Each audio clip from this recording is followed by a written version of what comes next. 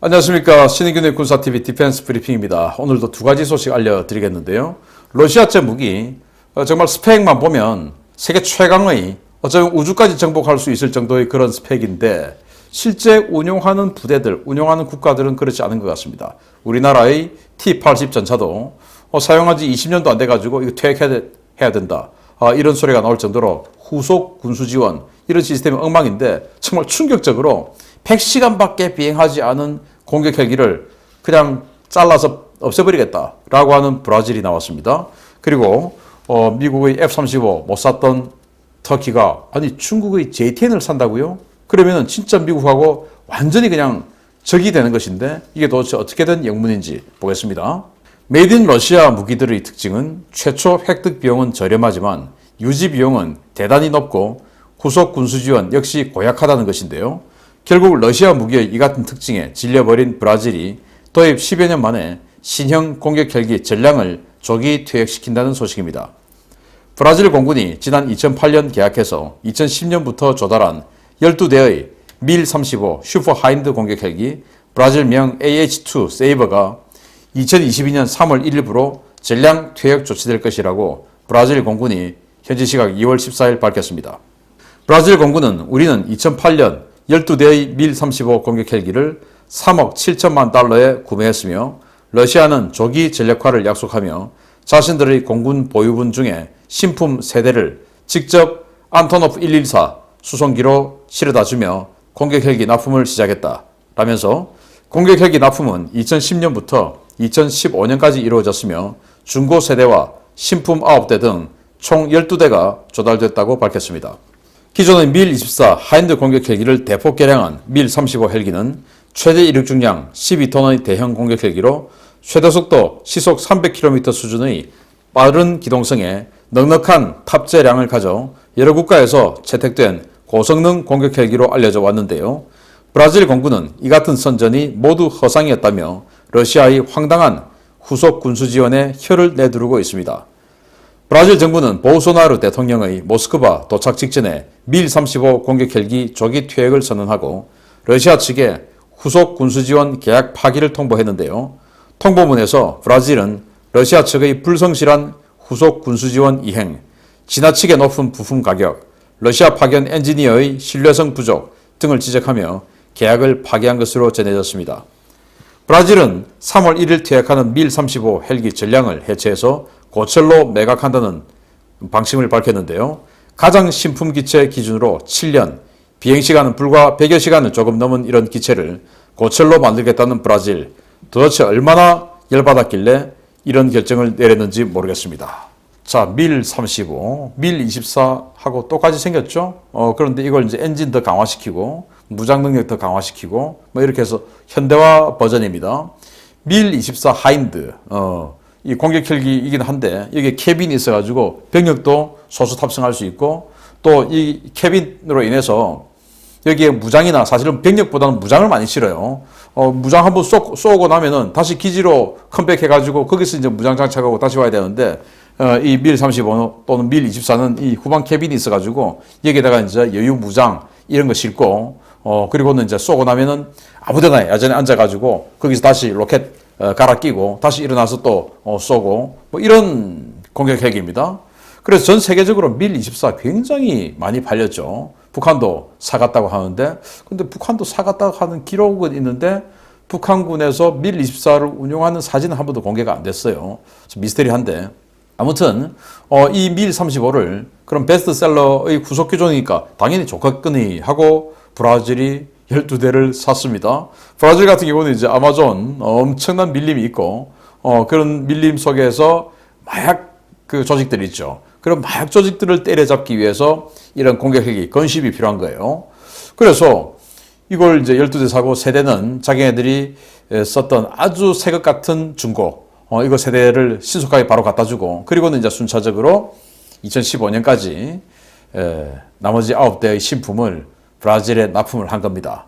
그런데 2015년 들어온 마지막 기체 기준으로 정말 황당한 것이 100시간밖에 비행을 안 했다. 7년을 썼는데 100시간이면 1년에 뭐 한 15시간?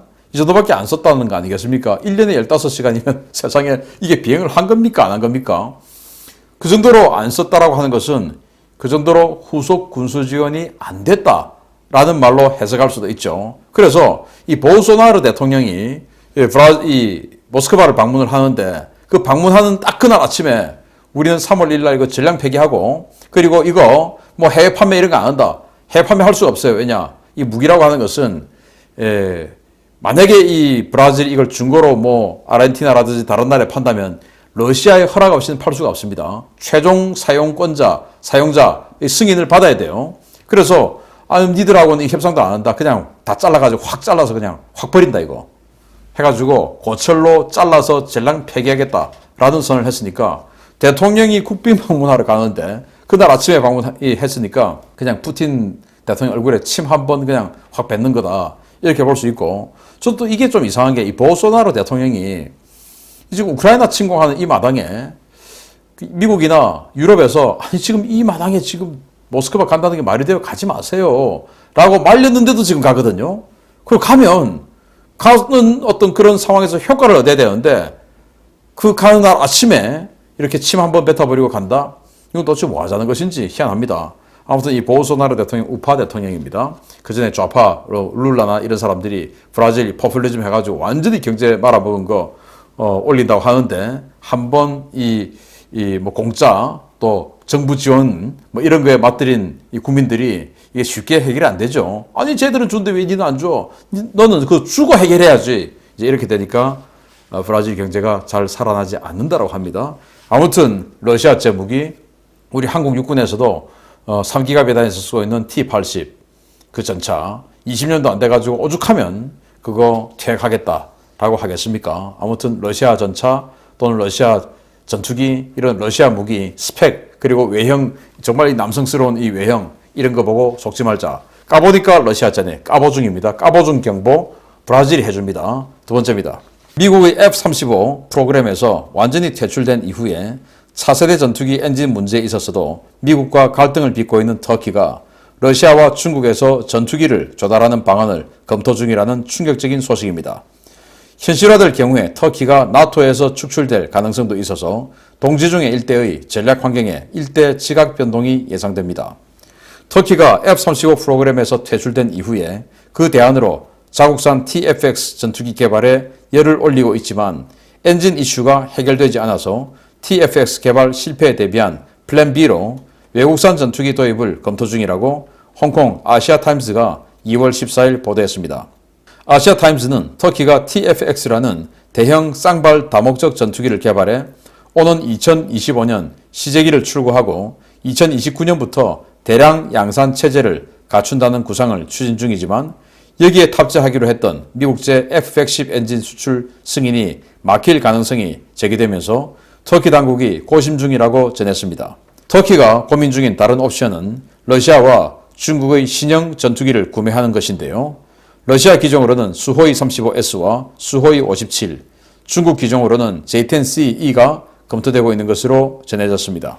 매체는 터키는 중국의 가장 밀접한 동맹인 파키스탄과의 안보 협력을 강화해왔고 최근 중국에서 B611 전술 탄도미사일 기술을 이전받아서 방산 협력 분야에서 새 협력 루트를 개척하는 등 중국과의 협력을 강화해왔다고 전하며 터키의 중국산 전투기 도입은 단순한 방산 협력 차원을 넘어 1대1로 구상의 한 부분으로 추진될 수 있다고 내다봤습니다. 문제는 위구르 문제와 얽힌 터키 내부의 극심한 반중 감정인데요. 공군력 노후화는 심해지는데 전투기를 조달할 수 없는 처지의 에르도안이 과연 국민 정서를 무시하고 중국제 전투기를 도입하는 상황이 벌어질지 지켜봐야 하겠습니다. J-10 중국의 주장으로는 세계 최강의 4.5세대 전투기다. F-15EX다. 라팔이다. 유로파이터다. 이런 거 다 껌 씹듯이 씹어 먹을 수 있는 전투기다라고 주장을 하는데 까보니까 중국제 까보중이죠. 아까 제가 까보니까 러시아 까보러를 까보중으로 잘못 말씀드린 것 같은데 그때는 까보러, 지금은 까보중이죠.